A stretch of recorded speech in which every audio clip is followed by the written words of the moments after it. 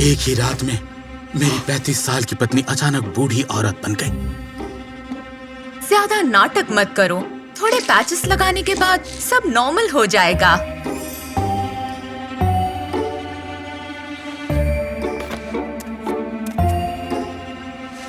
Wrinkles बहुत ज्यादा थे और चेहरा भी बहुत बदला हुआ था। एनी ने अपना फुल बॉडी चेकअप भी करवाया और उसमें साबित हुआ कि वो बिल्कुल ठीक है। हमें ये एक्सेप्ट करना पड़ेगा कि 35 की उम्र में मेरा बुढ़ापा दिखने लगा है।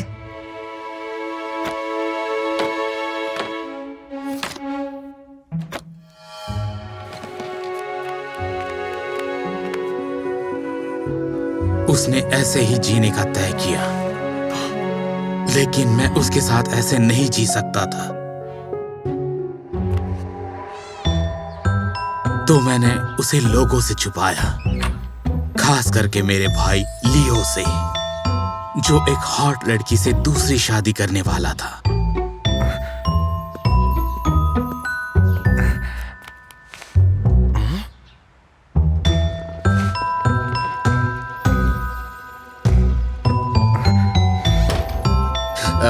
एनी दरअसल बीमार है अभी।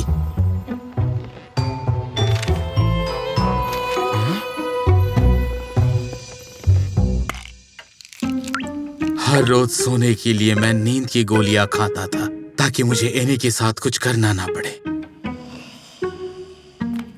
हनी, मैं तुम्हारा कब से इंतजार कर रही हूँ। सुनो, क्या तुम होश में हो? एक दिन एनी को मेरे सोने का राज पता चला।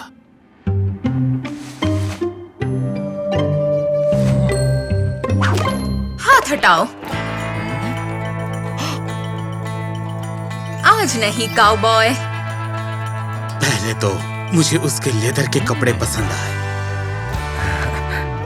लेकिन जैसे ही उसने हैट उतारी मेरा मूड ऑफ हो गया।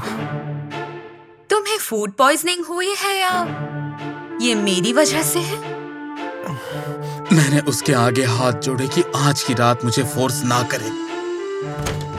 अगले दिन मैंने एनी के लिए एक रोमांटिक सरप्राइज प्लान किया।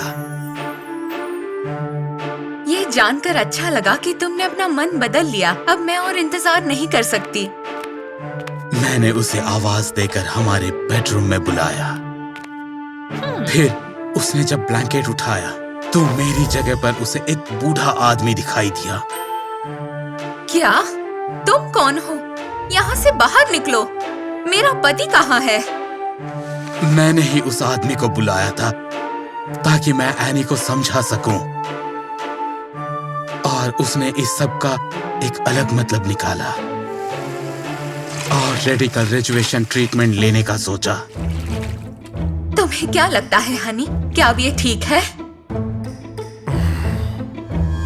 वो समय के साथ लड़ने की कोशिश कर रही थी। ये परफेक्ट तो नहीं है, लेकिन पहले से बेहतर है। जरा देखो इसे।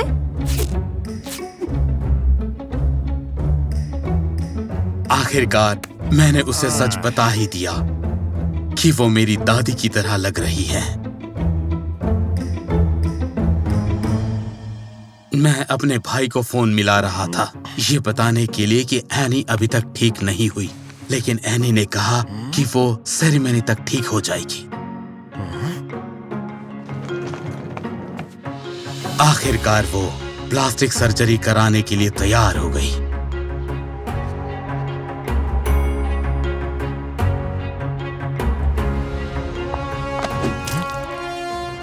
और एक हफ्ते के बाद मेरे सामने मेरी पुरानी वाली वाइफ खड़ी थी। एनी, क्या ये तुम हो? रुको, मुझसे दूर मत भागो। मैं घर चला गया इस उम्मीद के साथ कि वो मुझे सरप्राइज देगी।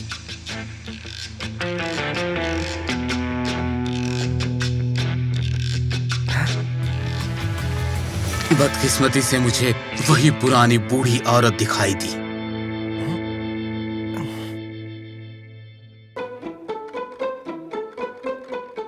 मैं डिटॉक्सिंग कर रही हूँ।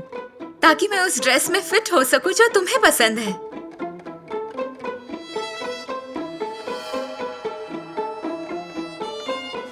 एनी को एक्सपोज करने के लिए मैंने उससे कुछ सवाल पूछे। तो एनी, क्या तुम्हें याद है कि मुझे ये चोट कहाँ लगी थी?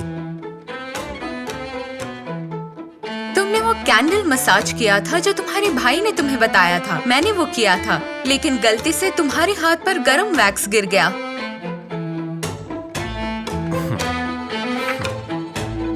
और उसने सारे सवालों के सही जवाब दिए। मैंने तय किया था कि बची हुई जिंदगी एक दादी के साथ बितानी है। अचानक से मेरा पैर मेरी पत्नी की डायरी से टकराया और उसमें उन सारे सवालों के जवाब थे जो मैंने उससे पूछे थे। मैं 911 को कॉल करने ही वाला था, पर तभी उस बूढ़ी औरत ने मुझे रोक लिया। मैं तुम्हें वहाँ ले जाऊंगी जहाँ तुम असली एनी से मिल सकते हो। हम उस रेस्टोरेंट में पहुंचे जहां मैं पहले काम किया करता था, वो जगह जहां मैं 10 साल पहले एनी से मिला था।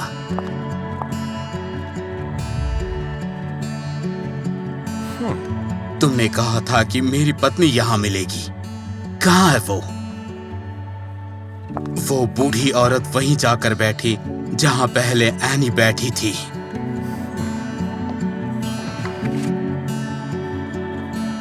क्या तुम मुझे ऐसे ही देखने वाले हो या मेन्यू भी लेकर आओगे? इसी बात से हमारे रिलेशनशिप की शुरुआत हुई थी और ये बात एनी की डायरी में नहीं लिखी थी।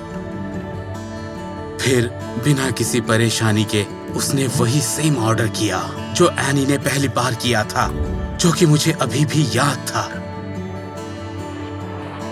जिस दिन हम मिले थे, एनी के गाल पर जाम लगा हुआ था जो मैंने साफ किया था। क्या फिर से उस पल को दोहराएं?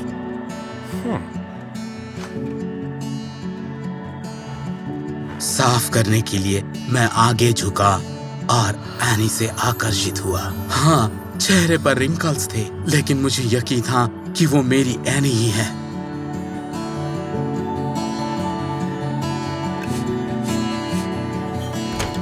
वहां से हम तुरंत घर आए और वो किया जो हमने बड़े दिनों से नहीं किया था। अगली सुबह एनी मेरे साथ नहीं थी। हानी, तुम कहाँ हो? आज तो हमें मेरे भाई की शादी में जाना है। क्या तुम चाहते हो कि मैं भी आऊं? वो आने के लिए मान गई, लेकिन हमें अलग अलग जाना होगा।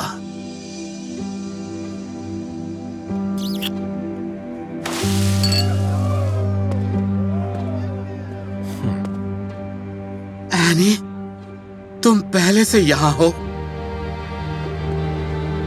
मैं उसे किस करने के लिए उसके करीब गया और मैंने मेरी यंग एनी को देखा। तुम जानना चाहते हो कि ये कैसे हुआ? एनी ने पर्स से एक मास्क निकाला जो उसे एक मेकअप आर्टिस्ट ने बना कर दिया था। जब तुमने मुझे रास्ते पर देखा था तब मैंने मास्क नहीं पहना था। उसने मुझे फिर से डायरी पढ़ने के लिए दी। जब मैंने पहला पन्ना पढ़ा तब समझ आया मैं उसके कंसर्न्स पर ध्यान ही नहीं देता था और मैं उसके चेहरे का जो मजाक उड़ाता था वो भी था। मैं ये देखना चाहती थी कि रिंकल्स आने के बाद भी तुम मुझसे प्यार करोगे या नहीं, या तुम्हें भी अपनी भाई की तरह यंग वाइफ चाहिए।